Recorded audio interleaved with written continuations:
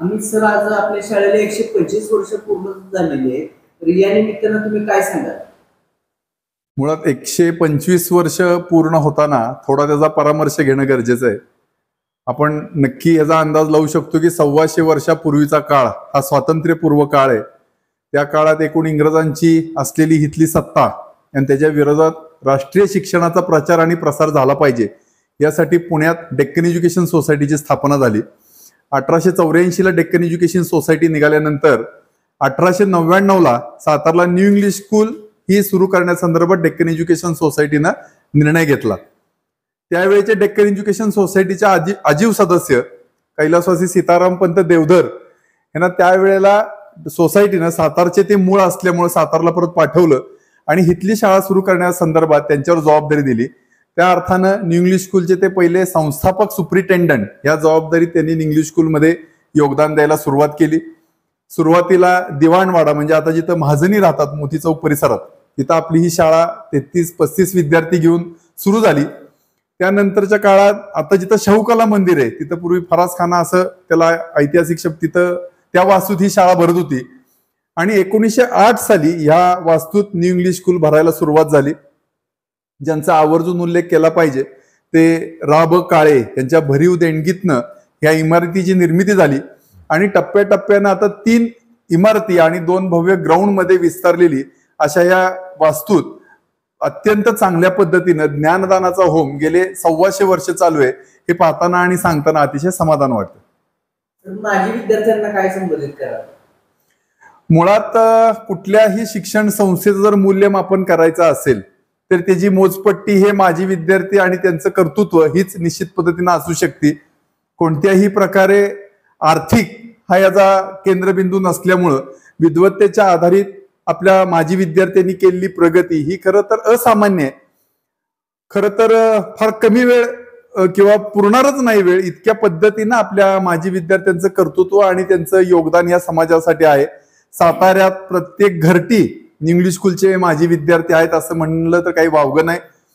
महाराष्ट्रातल्या प्रत्येक जिल्ह्यात असेल, महाराष्ट्रात किंबहुना भारतात मोठमोठ्या अधिकारी पदावर आपले माजी विद्यार्थी कार्यरत आहेत. अनेक साहित्यिक, अनेक शास्त्रज्ञ, अनेक नामवंत विद्यार्थी, फार मोठ्या थोर व्यक्ती या शाळा माऊलीनं खऱ्या अर्थानं घडवलेल्या आहेत आणि कदाचित जगभरात सुद्धा एखादाच देश असा निघेल की जिथं डेक्कन एज्युकेशन सोसायटी किंवा न्यू इंग्लिश स्कूलचं प्रतिनिधित्व तिथं नाहीये. इतका विस्तीर्ण प्रमाणात शैक्षणिक योगदान या शिक्षण संस्थेच्या माध्यमातून डेक्कन एज्युकेशन सोसायटी आणि न्यू इंग्लिश स्कूलनं दिलेलं आहे. माजी विद्यार्थ्यांना स्नेहसंमेलनासाठी तुम्ही काय आवाहन करताय? आपण माजी विद्यार्थ्यांना असं आवाहन करतोय की शाळेच्या अनेक गरजा असतात. ही शाळा जी आहे हे ग्रँटेबल युनिट आहे, परंतु आता बदलत्या परिस्थितीमध्ये शासनाकडनं फक्त आपल्याला पगारापुरता आर्थिक सहाय्य होतं. त्यामुळे शाळेचे जे इतर फिक्स एक्सपेन्सेस असतात, इतर अनेक ज्या गोष्टी असतात त्या कशा करायच्या हा शाळेच्या व्यवस्थापनासमोर एक मोठा प्रश्न असतो. त्यामुळे अशा अनेक प्रकल्प विद्यार्थ्यांनी उदारपणाने केलेल्या मदतीतनं संस्थेचं व्यवस्थापन मार्गी लावू शकत असतं आणि विद्यार्थी देखील आम्हाला विचारत असतात किंवा शाळेची नेमकी गरज काय आहे. त्यामुळे शाळेची गरज आणि विद्यार्थ्यांची दानशूरता याचा फ्युजन आपण ज्याला म्हणू त्या पद्धतीने शाळेला अत्यंत ज्याला इन्फ्रास्ट्रक्चर आपण म्हणू अशा डेव्हलपमेंट ज्या होत असतात या विद्यार्थ्यांच्या सहकार्याने होत असतात. अशा पद्धतीने शाळेमध्ये अनेक प्रकल्प आपण पूर्ण केले. म्हणजे नुकताच जर का तुम्ही आता म्हणलात तर आपण आता सोलारचा एक मोठा प्रकल्प आपण बसवलेला आहे. हा विद्यार्थ्यांनी दिलेल्या मदतीतनं बसवलेला आहे. त्यामुळे शाळेचं वीज बिल आता येणाऱ्या काळामध्ये शून्यावरती पूर्णपणाने येईल. मध्यंतरी शाळेवरचे पत्रे आपण बदलण्याचा एक मोठा प्रकल्प केला. प्रेक्षागृहाची जी आपली वास्तू आहे त्याचं देखील नूतनीकरणाचा एक प्रकल्प आपल्या समोर आहे. त्यासाठी आपल्याला भरघोस प्रमाणामध्ये देणग्यांचा ओघ समाजातल्या चांगल्या व्यक्तींकडनं, माजी विद्यार्थ्यांकडनं, काही संस्थांकडनं असा येतोय. आपल्याला चांगला प्रतिसाद आपल्याला मिळतोय. भविष्यातील आपल्या शाळेची धोरणं काय असतील याला थोडंसं विस्तृत आपण उत्तर द्यायला पाहिजे की शाळा जी आहे हे डेक्कन एज्युकेशन सोसायटीच्या परिवारातलं एक युनिट आहे. डेक्कन एज्युकेशन सोसायटीला 140 वर्ष पूर्ण झाली. या शाळेला 125 वर्ष पूर्ण झाली. डेक्कन एज्युकेशनच्या छत्राखालती साधारण आता 57 वेगवेगळ्या प्रकारची युनिट आहेत, ज्याच्यामध्ये कॉलेजेस आहेत, ॲग्रिकल्चरचं एक स्वतंत्र विद्यापीठ आहे, मॅनेजमेंटचे इन्स्टिट्यूट आहेत, फर्ग्युसन असेल, BMCC असेल, मुंबईचं कीर्ती कॉलेज असेल, सांगलीची देखील जी 2 कॉलेज आहेत जुनी जी 100 वर्ष जुनी आहेत, विलिंग्डन कॉलेज आहे, चिंतामणराव कॉमर्स कॉलेज आहे, हे सगळे डेक्कन एज्युकेशनच्या परिवारातले कॉलेजेस आहेत. आणि नव्याने गेल्या वर्षी जे शासनाचं नवं धोरण आलंय की शिक्षण व्यवस्था ही कंकरंट लिस्टमध्ये आहे, म्हणजे केंद्राला देखील अधिकार आहे, राज्याला देखील अधिकार आहे. त्यामुळे जो नवा खाजगी विद्यापीठांचा कायदा आलेला आहे त्याच्याखाली डेक्कन एज्युकेशन सोसायटीने पुढाकार घेऊन गेल्या वर्षी Deccan education society Pune university या नावाने आमचं स्वतंत्र विद्यापीठ स्थापन झालेलं आहे. म्हणजे याच्यापूर्वी काय व्हायचं की अगदी प्रायमरीपासनं ते पोस्ट ग्रॅज्युएशनपर्यंत विद्यार्थी शिकायचे, परंतु त्यांना वेगळ्या विद्यापीठांमध्ये जायला लागायचं. त्यामुळे हे एक नवीन अत्यंत आत्मविश्वासपूर्वक असं पाऊल आपण उचललेलं आहे. यंदाचं पहिलं शैक्षणिक वर्ष आहे या विद्यापीठाचं आणि त्याच्याखाली 1600 विद्यार्थ्यांनी ॲडमिशन घेतलेले आहे, ज्याला डेक्कन एज्युकेशन सोसायटीची 140 वर्षाची समृद्ध परंपरा या विद्यापीठाच्या पाठीशी आहे. त्यामुळे पुढे आम्ही फार मोठ्या प्रमाणामध्ये याचा विस्तार होईल अशा प्रकारची आखणी आता आम्ही करतोय. त्यामुळे आपण जे म्हणलात की या शाळेच्या विद्यार्थ्यांचं पुढचं जे शिक्षण आहे त्याच्यासाठी स्वतःचं स्वायत्त विद्यापीठ हे पाऊल नुकतंच संस्थेने उचललेलं आहे. मला अमित सर तुम्हाला एक प्रश्न विचारायचा आहे. गुरुवर्य गणेश देवधर यांचा अर्धाकृती पुतळ्याचं अनावरण इथं होणार आहे, त्या संदर्भात त्या मागची तुमची संकल्पना काय होती? कैलासवासी सीतारामपंत गणेश देवधर, जसं मी मगाशी सांगितले की न्यू इंग्लिश स्कूलचे संस्थापक सुप्रिटेंडंट असा त्यांचा रोल राहिलेला आहे. अदालतवाड्याच्या थोड्या खालच्या बाजूला त्यांचं स्वतःचं वास्तव्य साताऱ्यात राहिलेलं आहे.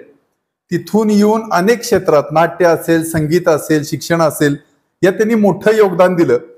हे सगळं करत असताना 25 वर्ष ही शाळा त्यांनी स्वतः मुख्याध्यापक म्हणून बघितली. अनेक शिक्षकांच्या चांगल्या पिढ्या घडवल्या, यातलं महत्वाचं त्यांचं योगदान मानावं लागेल. कारण शिक्षक हाच विद्यार्थ्याच्या विकासातला केंद्रबिंदू असतो आणि विद्यार्थी त्याच्या शैक्षणिक एकूण कालखंडात आपल्या शिक्षकानुसार अनुकरण करत करत स्वतःला विकसित करत असतो. ही महत्वाची परंपरा, चांगल्या गुरुजनांची परंपरा डेक्कन एज्युकेशन सोसायटीच्या इंग्लिश स्कूलमध्ये सीतारामपंत देवधरांनी सुरू केली आणि ती व्यक्ती एवढं मोठं योगदान देऊन परत नामानिरायण राहून कालाच्या ओघात ते लुप्त झाले. आम्ही दरवर्षी 4 डिसेंबर हा त्यांचा स्मृतिदिन असतो, तो देवधर दिन म्हणून साजरा करतो. त्या दिवशी त्यांच्या स्मृतींना उजाळा देऊन त्यांनी केलेल्या शैक्षणिक कार्याचा उहापोह करतो. खरं तर ही अख्खी न्यू इंग्लिश स्कूल शाळा हीच त्यांच्या कामाचं खऱ्या अर्थानं ज्वलंत स्मारक आहे. मात्र त्यांचं रोज स्मरण व्हावं म्हणून त्यांचा एक अर्धाकृती पुतळा असावा असं सर्व स्तरातून मागणी येत होती. आता येणाऱ्या 6 डिसेंबरला स्वर्गीय सीतारामपंत देवधरांच्या अर्धाकृती पुतळ्याचं अनावरण करण्याचं संस्थेनं निश्चित केलेलं आहे. सीतारामपंत देवधरांचा आपण जो उल्लेख केलात आपण, हे आजचा जो सगळा काळ आहे ना, आपण जर का बघितलं तर इथं कौटुंबिक मालकीच्या अनेक शिक्षण संस्था आहेत. डेक्कन एज्युकेशन सोसायटीचं हे वैशिष्ट्य आहे की इथं कुठल्याही व्यक्तीचं प्राबल्य नाहीये, एखाद्या परिवाराचं किंवा कुटुंबाचं प्राबल्य नाहीये. खऱ्या अर्थाने समाजाची मालकी असावी अशा प्रकारची टिळक आगरकरांचा वारसा सांगणारी ही संस्था आहे. त्यामुळे कदाचित या संस्थेचा वेग आजच्या काळाच्या मानाने तुलनात्मक दृष्ट्या आपल्याला कमी वाटत असेल, पण इथली जी मूल्यात्मक रचना आहे, जी व्हॅल्यू सिस्टीम या संस्थेच्या पाठीमागे आहे आणि 140 वर्षाचा जो वारसा आहे आमच्या पाठीमागं, हा आमच्या दृष्टीने फार महत्वाचा आहे. या पार्श्वभूमीवरती सीतारामपंत देवधर यांनी जे काम केलंय की एखादी व्यक्ती ज्यावेळेला निरलसपणाने काम करते आणि कुठल्याही प्रकारची अपेक्षा न ठेवता काम करते, माझ्या दृष्टीने पूर्णपणाने कर्मप्रवृत्त परंतु श्रेय निवृत्त अशा प्रकारचं व्यक्तिमत्व सीताराम देवधरांचं होतं. त्यामुळे आपल्याला या विद्यार्थ्यांच्या समोर, शिक्षकांच्या समोर एक रोल मॉडेल म्हणून की जे आजच्या काळामध्ये देखील जे पेज 3चा काळ आहे आजचा, त्याच्यामध्ये अत्यंत प्रेरणादायक, स्फूर्तिदायक अशा प्रकारचं व्यक्तिमत्व, या दृष्टीने आम्ही तो पुतळा जो उभा करण्याचा आमचा सगळी चर्चा झाली, अशी त्याच्या मागची भूमिका आमची आहे. सर, आतापर्यंत डेक्कन एज्युकेशन सोसायटी ही शालेय स्तरावरती एक चांगलं काम करत आलेली आहे. आता उच्च शिक्षणाच्या बाबतीत शाळेची नेमकी धोरणं काय असतील? आत्ता आपण 125व्या वर्षाच्या निमित्तानं शाळेच्यासाठी जमलेलो आहोत. या शालेय उपक्रमांबरोबरच आपल्याला उच्च शिक्षणाकडे सुद्धा लक्ष देणं तेवढंच गरजेचं आहे, अशीच संस्थेची भूमिका आहे. आणि त्या दृष्टीनं आपण यापुढील काळात लवकरच लॉ कॉलेज म्हणजे थोडक्यात अधिवक्ता महाविद्यालय आणि दुसरी गोष्ट म्हणजे नर्सिंग कॉलेज, या 2 गोष्टींच्यावर आपण फोकस करणार आहे. आणि त्या दोन्ही कॉलेजेसच्या माध्यमातून आपण उच्च शिक्षणाच्या प्रांतात एक पाऊल ठेवणार आहे असं म्हणलं तर वावगं ठरणार नाही. आणि यापुढेही या निमित्तानं उच्च शिक्षणातली वेगवेगळी क्षितिज किंवा क्षेत्र आपण पदाक्रांत करू अशी माझी माहिती आहे. सातारकरांना त्याचा कितपत फायदा होईल असं तुम्हाला वाटतं? आजच्या घडीला आपण काही काळापूर्वीच करोनासारख्या एका मोठ्या म्हणजे महामारीला तोंड दिलेलं आहे. अशा वेळेला या काळात आपल्याला नर्सिंगचं महत्त्व जे आहे ते कळलेलं आहे आणि या उपयुक्ततेतून किंवा या गरजेतूनच आपल्याला नर्सिंग कॉलेजची संकल्पना ही पुढे आलेली आहे. आणि ही संकल्पना नुसती पुढे येऊन उपयोगाचं नव्हतं, तर ती मूर्त स्वरूपात येणं गरजेचं होतं आणि त्या दृष्टीनंच संस्थेनं या गोष्टीसाठी पुढाकार घेतलेला आहे. दुसरी गोष्ट अशी आहे की आत्ताच्या डेटला आपण जर बघितलं तर वेगवेगळे कायदे आणि कानून हे आता गुलामगिरीतून आपण बाहेर पडतोय. कायदे कानूनमध्ये ज्या गुलामगिरी होत्या, ब्रिटिश काळातले कायदे होते, ते आता बदलत आलेले आहेत. तर नवीन नवीन कायदे येत आहेत.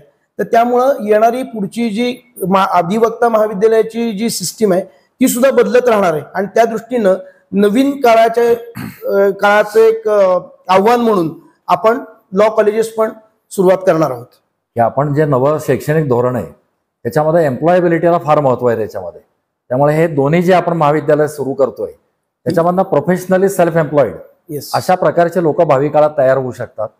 कोल्हापूरच्या इथं आपल्याला हायकोर्टाची देखील मागणी आहे आपली बराच काळ. या पुढच्या काळामध्ये या संधी पश्चिम महाराष्ट्रामध्ये निर्माण होणार आहेत. बरोबर. त्यामुळे प्रोएक्टिव्हली हे लक्षात घेऊन एखादं लॉ कॉलेज इथं असावं. इथं मेडिकल कॉलेज नव्याने होत आहे, इथं आयुर्वेदिक 2 कॉलेज आहेत, होमिओपॅथीची 2 कॉलेज आहेत. ही सगळी पार्श्वभूमी लक्षात घेता सातारा परिसरामध्ये स्थानिक लोकांना रोजगार निर्मितीच्या दृष्टीने ही महाविद्यालय असणं फार गरजेचं आहे. अशा दृष्टिकोनातून आपण हे महाविद्यालय उघडावेत असा प्रयत्न करतोय आपण. बरोबर.